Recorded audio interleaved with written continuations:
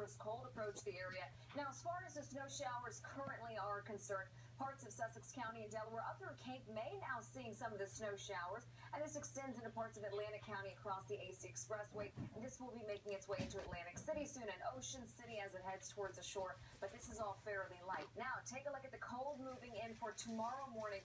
Future feels like temperature possibly a -4 in Philadelphia, north and west. We are looking at temperatures near about a -7, so it is going to be cold and windy as we go into the morning tomorrow. -6 in Doylestown, -4 Mount Laurel, also Chemung, -5 in Mount Holly, -6 degrees in Chester, and much of South Jersey and Delaware will be right around -5 degrees. Now, aside from this, we're also talking about even more cold coming in. That's not going to be the coldest. We have record cold Friday morning. Could be feeling like a -20 degrees going into the weekend. We have some rain and snow in the forecast. I'll show you the details and timing of all that coming up. The cold weather is putting the brakes on Amtrak service throughout the Northeast. This is a live look at 30th Street Station. Amtrak says for the next 2 days it will operate on a modified schedule. Tonight, a heated battle over education. 4 people arrested as a meeting over charter schools turned into a screaming match. We now know 5 new charter schools are coming to Philadelphia. And we're hearing reaction from both sides. NBC 10's Keith Jones is live in Spring Garden with more on the emotional night. Keith.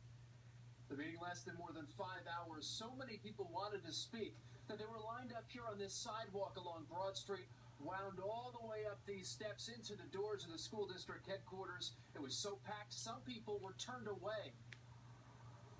Darcy, you're not fools! You're destroying our public schools! A passionate protest. Progress stopped. People pointing fingers. We don't have the money. We 80 million in the debt. Loudly leading the group, Dawn Hawkins says the district won't listen. 5 of the 39 charter applications were granted. The SRC clearly indicated that they are willing to increase their deficit. Fewer nurses, librarians, and counselors. That's the result of this vote, says Jerry Jordan, president of Philadelphia Federation of Teachers. And yet, bread. 2 charters were approved in North Philly, 1 in the Northeast, and 2 more in West Philly. Does this change the landscape of education in Philadelphia? It absolutely does. Maritza Gertie was among the smaller group for the charters. It lets the charters know that those that are doing well continue doing well. Those that have work to do have to step it up. Governor Wolf has expressed serious concern over new charters in Philly. So our question posed to the SRC, what's the financial impact? It will be very limited in the next few years after that as a consequence of continued closure of non-performing charter schools. The chairman wasn't able to tell us the number of charter schools that need to close just yet. A number we do have, though, the 4 people arrested. Philly police tell me they'll be charged with disorderly conduct. Reporting live in Spring Garden at school district headquarters, Keith Jones, NBC 10 News. And just moments ago, we received this statement from Pennsylvania Governor Tom Wolf's office. It says, in part, the Wolf administration continues to believe that the district's financial situation cannot responsibly handle the approval of new charter schools. From our Delaware Bureau, U.S. Education Secretary Arne Duncan is headed to the first state. Duncan will be at Howard High School of Technology in Wilmington tomorrow. He's going to be joined by Governor Markell for a discussion with teachers on preparing students to be college and career ready. Tonight, we've learned new information about a murder victim with ties to one of entertainment's biggest names. Devin Pickett was stabbed to death overnight in West Oak Lane. He was the tour manager for music star Nicki Minaj, and he was in town preparing for her tour with Philly rapper Meek Mill. NBC 10's Nefertiti Jack West is live at Philadelphia Police Headquarters. Neff, you spoke to Pickett's family members. Jacqueline, I did, and you know, they're having a really difficult time with this. They say all he wanted to do was work in the music industry, and he did that. He worked with stars like Nicki, Rihanna, and Justin Timberlake, but now he's gone, and his family can't seem to understand why. It's just mixed emotions, angry, sad, frustrated, you know, because my family's not taking this well. He's too distraught to show his face, but he wants you to know how the killer took more than a life. He didn't deserve this. Period. He didn't deserve this. His cousin, Devin Pickett, who's a tour manager for Nicki Minaj, was stabbed to death while out with a group of friends. Nicki's had rehearsal for her upcoming tour, so they were all here for her.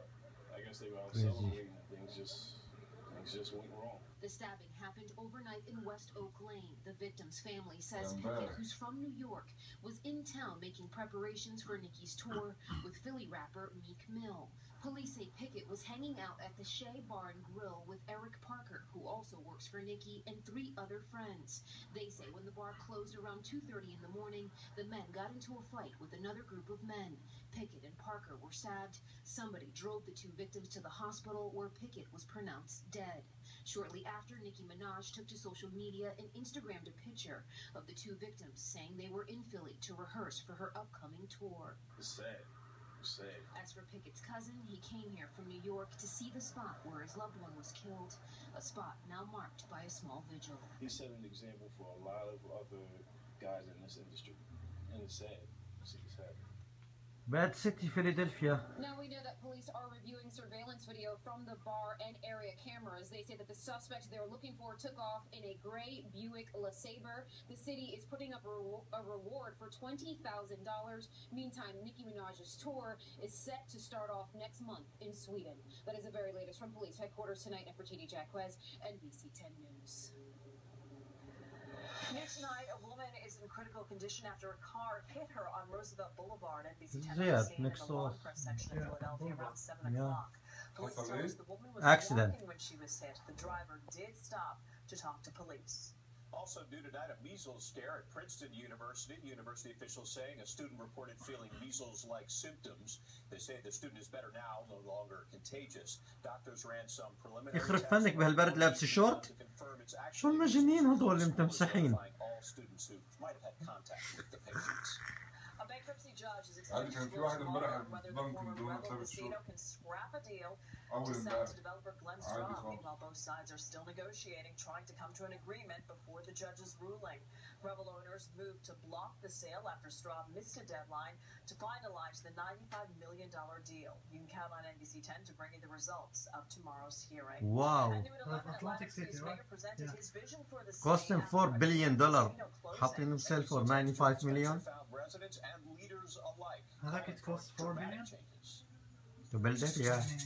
Spreading حاطينه outside بسعر رخيص. home this evening, Mary Coppin was doing her neighborly duty, but also doing her part to keep her corner of Atlantic City alive. What is the state of the city right now? We're hoping for something better. Coppin is a lifer here, cautiously optimistic that 4 casino closures may finally bring more sustainable development. Between the economy and the taxes, I would say that's the biggest concern of people here in this city. These were and are challenging times for our city. In his State of the City tonight, Mayor Don Guardian admitted the obvious, but he told residents he's focused on attracting new, different businesses, and he promised property taxes would not go up. I believe Atlantic City needs to make the transition from what was a casino-based city to a city that will be much more diversified. To do that, he says there will be more tough medicine. He's slashing the upcoming budget by $30 million and reducing the city's workforce through attrition and then through layoffs. But he's also hoping for new income, pressing for tens of millions more in aid from the state of New Jersey. It's a lot of moving parts to restore a once proud city. This darkened boardwalk, the shuttered Revel and Showboat here illustrate the city's challenges visibly tonight. The budget that the mayor presented informally this evening may shrink even further by the time it is officially presented to the council in a few months. Reporting in Atlantic City, George Spencer, NBC 10 News. أحسن عقبال ما تسكروا كلكم. The future of Atlantic City will also include the new Stockton University. Richard Stockton College officially took the name Stockton University tonight in Galloway tonight. There were 1,000 students at Stockton when it opened in 1971. The school now has more than 8,500 students. This name change comes months before the school opens a campus at the site of the old Showboat Casino in AC. It'll be known as the Stockton Island Campus. The school expects classes to start this fall after renovations. Stockton officials also tell us they're talking about using an existing building in Cape May as well. New at 11, for the first time, we're seeing documents that could outline how Pennsylvania's Attorney General plans to defend herself against possible criminal charges. NBC 10's Denise Nakano has been going through those documents. She's live at the Digital Operations Center. Denise. Well, in In these documents, a judge says the truth is just crying to be heard in the investigation of Attorney General Kathleen Kane.